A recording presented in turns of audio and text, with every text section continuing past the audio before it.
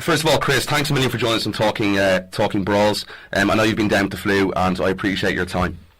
Well, Chris, you spoke... Right on, thanks for having me. Chris, you spoke back in May in an interview with Ariel Helwani on the MMA Air of your journey back from the events to UFC 138 in Birmingham. It's been almost 3 months. How have you been? I've been really, really, really good, actually. Just, been training hard, focusing on my recovery, and then, I've even started, doing some stuff to give back a little bit. I'm volunteering now, working at the youth prison here in Hawaii, working with the kids there. So actually, life's been really, really good. Cool. And looking back on it, not to dwell on it, but what was the hardest part of the experience in Birmingham? Was it the travel and the cut, or was it being in the spotlight with so many main event media commitments when you were out of your comfort zone and a long way from home? I don't know. I think it was more. I had some issues with my camp at the time that were really kind of weighing on me a little bit. Yeah. And Chris, have you made any changes? You just mentioned there you had issues with your camp. Have you made any changes to your training routine and camp since the suspension? Yeah, I have actually. Everybody was really, really great. Everybody in my camp was great and wonderful. We just didn't seem to work together as a unit the best. I kind of had to switch things up. And I mean, no hard feelings. I still love everybody that I worked with, but camp was definitely causing some extra stressors that yeah. just proved real heavy on me. Obviously, I handled those pressures wrong, but now going into the hopefully looking forward to getting a fight soon. I've definitely changed things up. And who are you exactly working with at the moment? Well, right now I work with my boxing coach, Coach Joe Kim, and then another gentleman named Chris West is going to be heading up my coaching. And then I have Brandon Akamine, who's a strength and conditioning coach here in Hawaii, focusing on my strength and conditioning. So the camp is dialed in. I've had a lot of time, so everything is pretty much just set up. We're just kind of chomping at the bit, waiting for that call from Mr. Silva, to give me an opponent so I can get to work. Any exclusive news on an opponent or any time you might be back? I'm hoping. I'm eligible in about 12 weeks, maybe just over that. So early mid-November. So I mean, it seems like that's right about where they're at as far as booking fights goes. So I know he's booked October already. So it'd be nice to get that call. Of course, the matter isn't in my hands. It's up to Joe. And what he thinks is best. But I'd like to fight sooner than later. And Chris, with the new camp and all the things you've been working on, when that octagon door closes and Buffer screams out "Chris the Crippler Leben" again, what sort of a fighter can the fans expect? A hungry one, that's for sure. I definitely, I'm coming out. A year or not, I'm still coming off a loss. I need to go in there and demonstrate, show my abilities, and I'm definitely, I'm in better shape now than I have been for a lot of my fights when I'm in better shape today than I was, competing at for several other fights. Just so much has changed with me, I think it's going to reflect substantially inside the cage. I've changed so much. I mean, I'm pretty much, I'm 100% sober nowadays, and so that really reflects in my diet, and then also in my ability to train more. Training has pretty much been my replacement drug. That's what I do is I just Brilliant. Go into the gym and I work out and I coach and I train all day till I'm dead tired, and I go home and pass out. Brilliant. I was about to say that. What do you think 100% clean and sober Chris Leben is capable of? I don't know. I mean, honestly, I really don't know. I've never felt this way before in my life. I've ironed out a lot of, I've done a substantial amount of counseling and personal work, and so it's gonna be interesting to see. I've kind of told people, I'd like to showcase my ground game, a little bit more, in the past, and then it doesn't happen, but definitely I've been focusing on my wrestling, so as to get people to the ground where my ground game is solid. I know I can knock them out. I know they're already worried about that. Now I'd like to, for me, and then, for the future, I'd like to have people respect my ground game a little more than they do. Everybody says, "Oh, Chris Leben, he's a striker."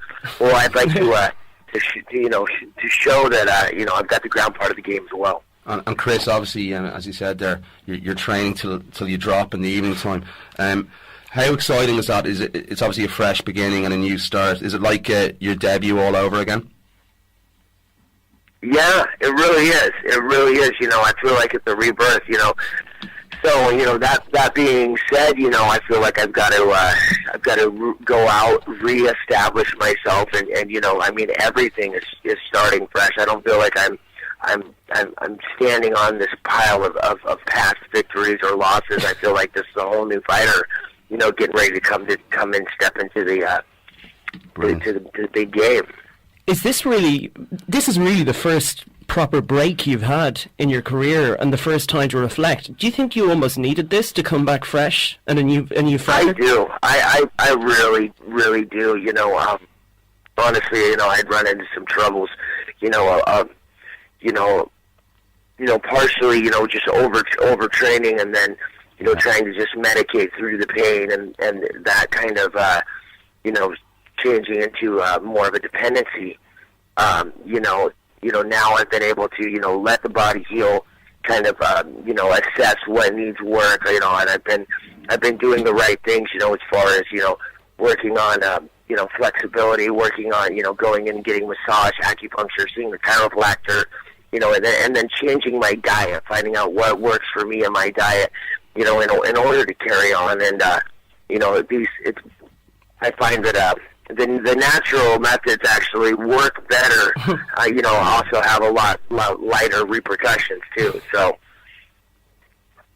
No, cool, absolutely. Brilliant. Chris, what sort of weight are you walking around at the moment, and how much would you have to cut when you return to the octagon?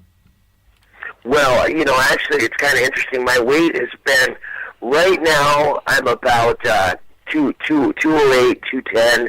I was as light as 202, 203 when I had to travel a little bit. I had to go visit home and then go down to Las Vegas for the UFC summit, and I managed to squeeze on a couple pounds. But all in all, in the off season, I used to get up to about 230. So I'm walking around almost 20 pounds lighter than normal. Brilliant.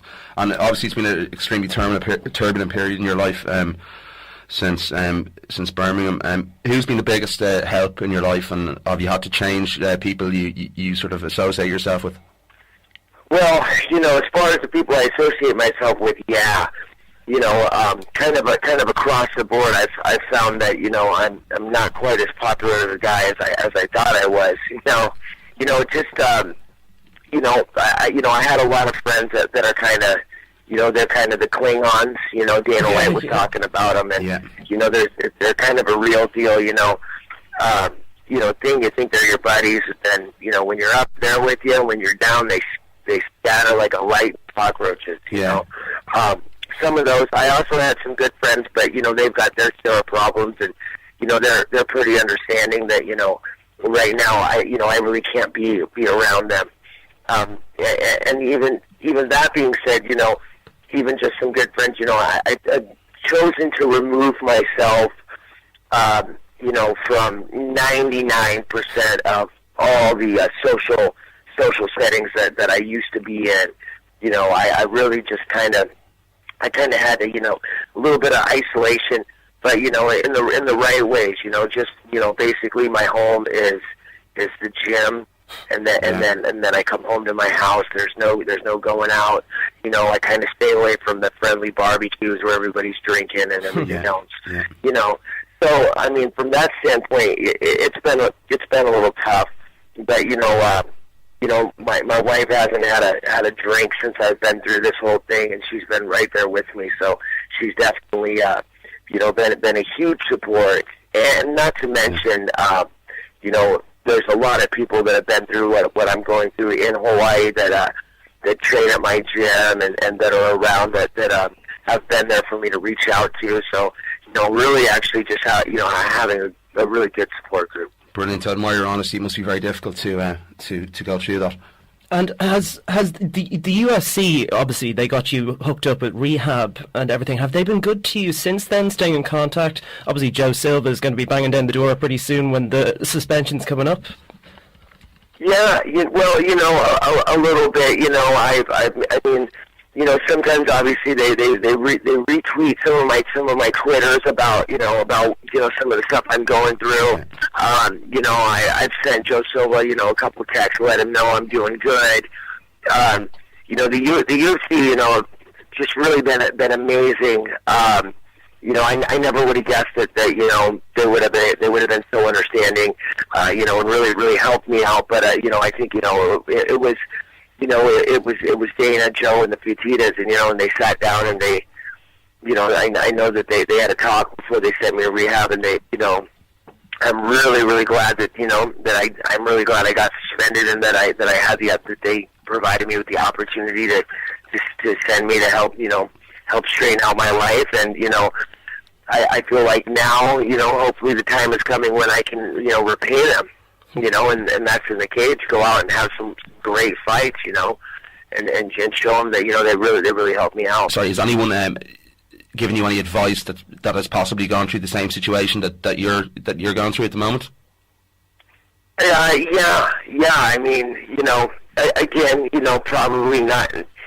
You know, kind of the anonymous type guys, you know, that, you know, probably wouldn't want me to give them the shout out on the radio. But absolutely, I've got some people that you know that I reach out to that have been through similar or even, you know, even bigger deals than what I've gone through, you know. And so, you know, it's really good, really important for me to have somebody to be able to relate to. Excellent. And have you been paying attention to everything that's going on? Are you still obsessed with MMA? Are you still a fan? Do you find yourself watching tapes when you're off, or do you need to separate, remove? You know, I would definitely categorize myself as a student, not necessarily as a fan.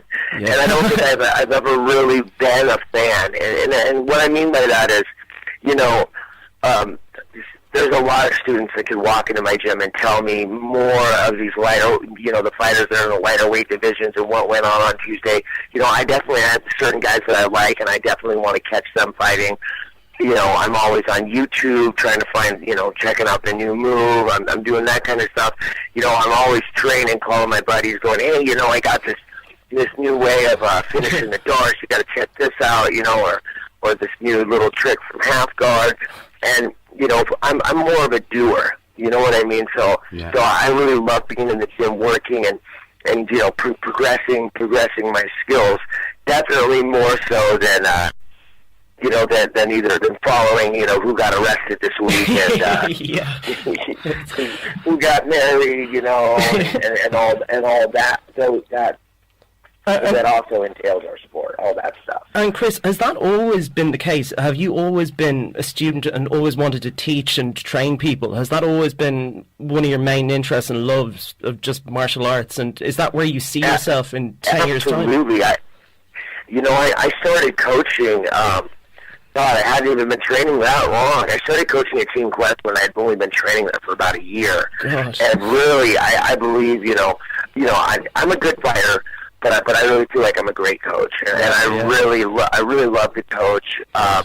You know, for some reason, you know, getting younger kids, you know, getting a kid that's, you know, I don't know, 16 to 20, and you know, their life's kind of rough. They got a few extra pounds, you know, and they come in, they lose weight, they end up staying in school, they get a girlfriend, they get self-confidence, and now they don't have to fight to prove that they're tough anymore. You know, that kind of stuff is rewarding to me, you know, and in particular, I don't have a lot that I can give. For example, you know, with me having the opportunity to be able to go and work with the kids that are incarcerated, I teach them Muay Thai for about 2 hours, you know, and then I sit down and then we have a talk. We have a group discussion afterward, you know, and those kids, you know, they get a ton out of it. You know, they love to see me when I come in, you know, and they can see that, you know, hey, you know, this guy, he's been through a lot of similar situations, and you know, his life even right now isn't that easy. But look at what he's done. Look what he's made of himself. You know, so you know that I truly believe that you know I have no desire to go back to school to be a doctor or a lawyer or anything like that. You know, my place in this lifetime is on the mat. You know, helping people out, and that's where I enjoy spending my time and where I really want to be. Excellent, Chris. Chris, getting back to your return, and being a fighter, you know, top fighters always have someone on their mind. Who does Chris Leben want to see next in the octagon? You know, that's an interesting question. I mean, you know, obviously a lot has happened. You know, since I've fought last. You know, a lot of my students that are, you know, as we call them, fans of the sport, really would like to see me fight Hector Lombard. You know, apparently they think that would be a really good fight. You know, as far as I'm concerned, you know, I'm really not interested in revenge or I mean in going and righting my losses. You know, to me, you know, the only person that's really beat me is me. And you know, maybe that's how you have to look at it as a fighter. But you know, I really look at it as, you know, the choices that I made are really what caused me my losses. You know, and right now I'm just looking to make the right choices and get in there and reestablish myself. Would you like to see Mark Munoz again in a better, you know, frame of mind? That's exactly the case. I'm talking about, you know, if of course if the UFC deemed it necessary, and you know, do I think, you know, that 100% Chris Leben could beat Mark Munoz? You know, I can't say, you know, because I don't want to take anything away from the guy. The guy, you know, he beat me hands down, you know, and you know, and he's an amazing fighter. You know, of course, if Joe Silva threw that one on the plate, I wouldn't turn it down. Yeah, that'll be a great one to see 100% Chris Leben back in action and kick some ass.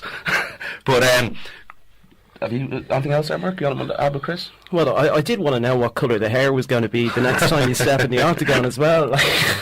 Well, you know, if it's not red, I get hate mail. I remember when I fought Michael Bisping. Well, that's why you lost your hair was black, it wasn't red, and you know, and it's. Chris, and I go, man, you know, I'm 32 years old now. You know, it's like, you know, I started doing it when I was 22. You know, I started dyeing my hair red, you know, just so people could recognize me. Well, pretty sure they know who I am now. You should dye green. But you know, but you know, the fans like it. You know, and you know, I believe that you know, as fighters, we're not only athletes, we're entertainers. So. Probably going to continue to keep it red. Okay, fair enough. Chris, have you a message for your fans over this side of the pond, or your fans worldwide in general? Do I have a message for them? For your fans, yeah. Yeah, you know, man, you know, well, I just really want to, you know, thank everybody that, you know, I get a lot of Facebook and Twitters, you know, hey, you know, keep your head up. A lot of people that are, you know, been real supportive, and you know, a lot of people that have sent me messages, you know, that regarding, you know, my situation, you know, saying, you know, that, hey, seeing that, you know, I can turn things around, you know, and some of my fans that, you know, follow my Facebook and Twitter a lot closer, you know, always saying, hey, look how good you're doing, you know, you've really provided me with inspiration, you know, it's things like that, being able to see that really, you know, give me that spirit and that will to continue. Chris, listen. So, you know, I just want to thank them for being behind me, and you know, let them know that you know, I will be back in there and not going to let them down. Brilliant stuff. Listen, Chris, it's been absolutely fantastic to talk to you, and I hope everything, the recovery, everything, the rehabilitation goes fantastic, and I appreciate you being so honest with us, Chris.